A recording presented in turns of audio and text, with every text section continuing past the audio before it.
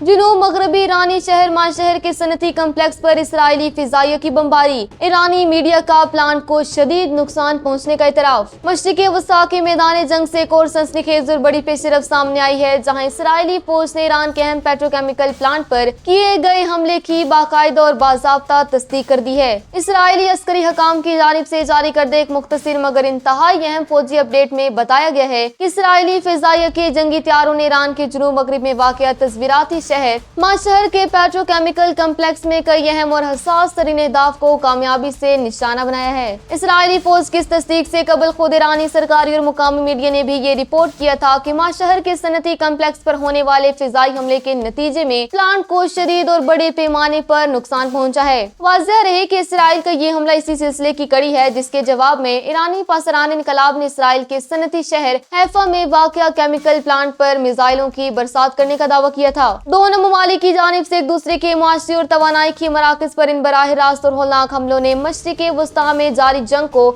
اب تک کے خطرناک ترین اور تباہ کن مرحلے میں دھکیل دیا ہے۔